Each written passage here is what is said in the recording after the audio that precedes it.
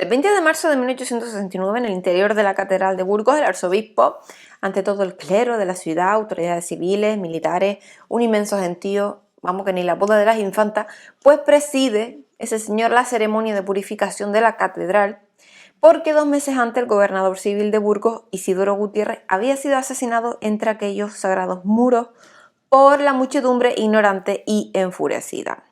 Y aunque esto de asesinado la verdad que suena demasiado flojo, porque en verdad fue apaleado, desorejado, arrastrado, pateado, o sea, lo dejaron literalmente hecho un guiñapo. Pero ¿qué había pasado? O sea, ¿quiénes asusaron a las masas para que lincharan al político? ¿Quién fue el instigador de aquel crimen? O sea, ¿tendría algo que ver el asesinato de la Catedral de Burgos con los expolios artísticos? Pues todo que ver. ¿Quién mató al gobernador? El arzobispo, señor. Centrémonos en el año 1869, uno de los momentos políticos más locos de España. O sea, fue el principio de aquel periodo que nos enseñaban en el colegio como el sexenio democrático, ¿no? Otros lo llaman el sexenio liberal, otros el sexenio revolucionario. Bueno, también lo podemos llamar el sexenio desquiciado, porque todos los políticos estaban de los nervios, intentando algunos de ellos que España se subiera al carro de la modernidad para pillar el ritmo europeo, mientras que otros ponían palos en las ruedas para que el carro no avanzara, porque cuanta menos modernidad y menos progreso, más fácil manejar al populacho. Nunca hay que perder de vista que los ciudadanos ignorantes y desinformados son los preferidos de muchos películos. En verdad viene bien, iba a decir político y dije polículo. Sí, políticos, ¿vale? Esta clase de ciudadanos son los preferidos de los políticos. Antes, ahora y será siempre. El famoso sexenio arrancó después de que la reina Isabel II fuera enviada al exilio con viento fresco por su mal gobierno, y esto lo sabemos. Fue entonces cuando empezó a sonar más insistentemente la palabra república, cuando se intentó democratizar el país, establecer la libertad de culto y la separación de la Iglesia y el Estado. Y este era el principal escollo, que la Iglesia no aceptaba perder poder, ¿no? Mangoneaban la educación, gestionaban la cultura a su antojo, hacían con el patrimonio los que les salían a uno de la mitra y a otro de la peineta. Bueno, pues así estaba la empanada política, ¿no? Cuando en enero de aquel 1869, el ministro de Fomento, Manuel Ruiz Zorrilla, firmó un decreto que decía lo siguiente. Artículo primero. El Estado se incautará de todos los archivos, bibliotecas, gabinetes y demás colecciones de objetos de ciencia, arte o literatura que con cualquier nombre estén hoy a cargo de catedrales, cabildos, monasterios u órdenes militares. Artículo segundo. Esta riqueza será considerada como nacional y puesta al servicio del público en cuanto se clasifiquen las bibliotecas, archivos y museos nacionales. Y artículo tercero. Continuarán en poder del clero hasta las bibliotecas de los seminarios. Fin del decreto. El gobierno tomó medida tan enérgica debido al descontrol que había con el patrimonio cultural español, porque algunos conventos y cabildos estaban esquilmando ese patrimonio y vendiendo objetos de arte y códices a colecciones privadas. Y eso cuando directamente no mandaban al reciclaje auténticas joyas literarias y documentales. Y es que casi todo estaba en manos del clero, los archivos y las bibliotecas de los conventos, de las iglesias, también de las catedrales guardaban mucho material histórico y científico, mucho arte, tantos objetos como documentos que, bueno, además de no poder ser estudiados ni contemplados por los civiles, carecían de la protección necesaria ante robos, incendios, humedades, desmanes del propio clero. El ejemplo práctico, y es que en la Catedral de Sevilla se guardaba la famosa biblioteca colombina, la que fundó Hernando Colón, el hijo del almirante, pero nadie tenía acceso a ella y allí se guardaban gran parte de la historia de España y en cualquier momento podría desaparecer. Los argumentos del ministro Ruiz Zorrilla para promulgar el decreto estaban más que justificados y los explicó con todas las palabras. Dijo que en su Ministerio de Fomento existían expedientes en los que, por ejemplo, constataba el pago de 1.000 reales para salvar del fuego de una fábrica varias arrobas de riquísimos pergaminos de las bibliotecas y archivos eclesiásticos de Aragón, que sabían que los libros que sirvieron al cardenal Cisneros para crear la famosa Biblia políglota complutense se habían empleado para hacer petardos y cohetes en una función de fuegos artificiales que un funcionario encontró por casualidad en una fábrica de cartones gran parte de los papeles de la Inquisición de Valencia, que un cura también había cambiado un incunable por un reloj y una escopeta, el mismo incunable que luego adquirió el Museo Británico por 45.000 reales. Y como esto, había en caso, mira, para dar y tomar. Así que cuando no venían de fuera a saquear nuestro patrimonio, como hicieron los franceses durante la invasión napoleónica, eran los particulares los que vendían el patrimonio cultural español al mejor postor. Y si no, era la propia iglesia a la que se deshacía de todo aquello que le pudiera reportar ingreso o enviaba a destruir todo lo que no consideraba interesante. Por eso, en un intento de empezar a poner orden en semejante desbarajuste patrimonial, el gobierno publicó el decreto que nos ocupa, ¿no? Que era, atención a la fecha, el 26 de enero de 1869. Y es importante el 26 de enero. El gobierno sabía que se iba a montar un follón muy gordo en cuanto se conociera la orden de confiscar a la iglesia los archivos y los objetos de ciencia, arte y literatura que no fueran de culto. Y como lo sabían, el Ministerio de la Gobernación ordenó que el 25 de enero, un día antes de la publicación del decreto, los gobernadores civiles y los alcaldes discretamente se personaran en edificios religiosos para hacer inventario.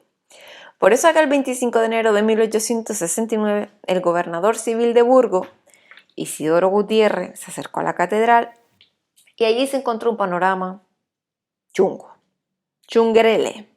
Si se suponía que aquella visita era una sorpresa, ¿qué hacían tanto burgaleses con martillos, navajas y garrotes en la puerta de la catedral?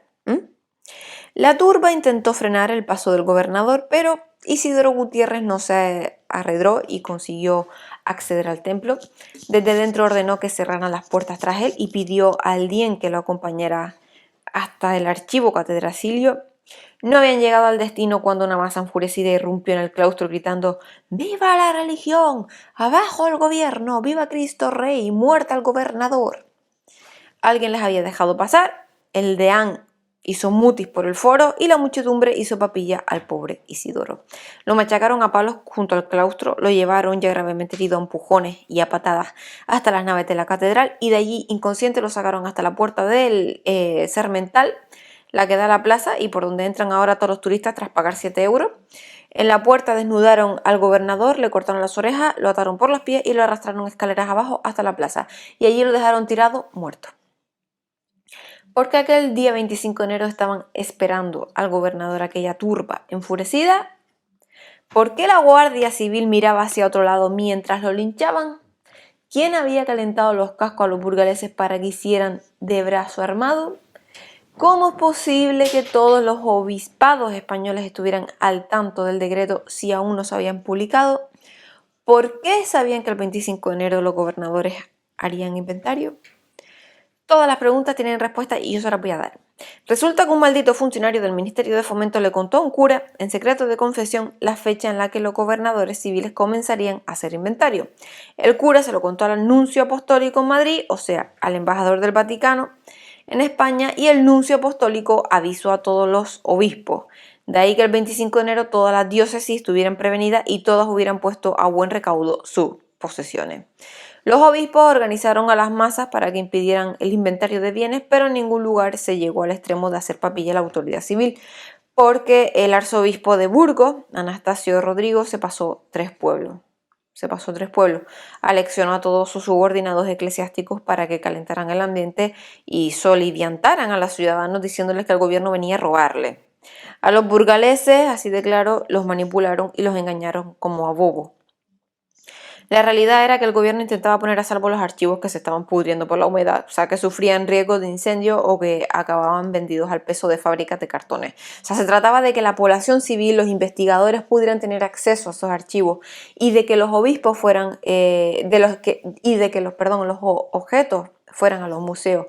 Y por supuesto se intentaba frenar el continuo expolio de bienes que los propios deanes, obispos, cardenales y curas vendían a colecciones extranjeras, o sea, joyas artísticas que ahora lucen en el Louvre, en el Museo Británico o en el Metropolitan de Nueva York. Al final pagaron el pato de aquel crimen 4 ignorantes, un criado, un frutero y unos cuantos jornaleros, todos analfabetos, que en un juicio celebrado deprisa y corriendo reconocieron que aquella emboscada al gobernador no fue espontánea, que habían sido avisados de que un gobierno ateo, traidor y revolucionario ordenó robar todo lo que había en la catedral de Burgos, que los convocaron allí para defenderla, que les abrieron las puertas para que se fueran por el gobernador y que les dijeron lo que tenían que gritar, todo eso de viva religión, abajo el gobierno, bla, bla, bla, bla, bla. Las penas fueron muy duras, pero solo sobre papel, porque muy poco tiempo después todos quedaron en libertad, ni un solo eclesiástico fue condenado y el asesinato del gobernador civil Isidoro Gutiérrez quedó impune. La catedral se cerró al culto durante 2 meses porque era escenario de un crimen, pero a finales de marzo ya de 1869 se produjo su reapertura porque se acercaba a la Semana Santa y les convenía. El mismo arzobispo que había instigado el linchamiento presidía ahora la ceremonia de purificación del principal templo de Burgos. O sea, se limpió la sangre seca del desdichado gobernador en mitad de aquel solemne rito y aquí paz y después gloria. Un gobernador linchado y total, pues ¿para qué? Para nada, porque el saqueo patrimonial continúa a buen ritmo, o sea, tanto por parte de particulares nobles como de la propia iglesia, que a veces se mostró dispuesta hasta a vender piezas artísticas de culto. O sea, fue el caso de la copa de Santa Inés, autoexpoliada por las propias monjas del convento de Santa Clara de Medina de Pomar, en Burgos. O sea, en el Museo Británico de Londres, en la sala dedicada al arte gótico europeo, hay una pieza considerada la joya de esa sala y es un cáliz de oro y perlas que durante 3 siglos estuvo donde tenía que estar, en Medina de Pomar. Así que, ¿qué demonios hace en Londres? Pues porque lo vendió un cura que hizo un pan con buenas hostias porque lo dio tirado de precio cuando aquello valía un pastizal. O sea, una cosa es que aparezca un guiri con mala fe para aprovecharse de que tiene enfrente a un ignorante y comprarle algo por 4 perras, y otra muy distinta, que un listo se acerca al guiri para venderle algo que no debería vender con la intención de sacar dinero. A este último caso se ajusta la copa de Santa Inés, que ahora luce en mitad de una sala del Museo Británico, y bueno, el copón llegó a Medina de Pomar desde Inglaterra en el siglo XVII de la mano del sexto condestable de Castilla, que era Juan Fernández de Velasco, y bueno, el rey Jacobo I de Inglaterra y Sexto de Escocia regaló el cáliz de oro y perlas al condestable por su labor diplomática a la hora de acabar con la guerra anglo-española que tuvo a las dos naciones a torta entre 1585 y 1604. Y como pieza religiosa que era, Juan Fernández de Velasco depositó en el convento de Santa Clara el copón, a la vez que en el acta de donación dejó especificado que era un regalo de la corona inglesa y que jamás podría ser enajenado. O sea, es decir, ni vendido, ni regalado, ni cedido. Y ya en 1882, sin embargo, las monjas necesitaron el dinero y decidieron vender el copón de Santa Inés. Buscaron a un cura para que hicieran el trabajo sucio, o sea, de intermediario. El cura se fue a Francia con el copón para buscar comprador y lo vendió por 6.500 francos, cuando en realidad valía 300.000. Un miembro de la familia Velasco, descendiente del condestable, se enteró del desastre e intentó recuperar el cáliz, o al menos que pagaran lo que valía, pero perdió los tribunales porque la venta había sido legal. Indecente, pero legal.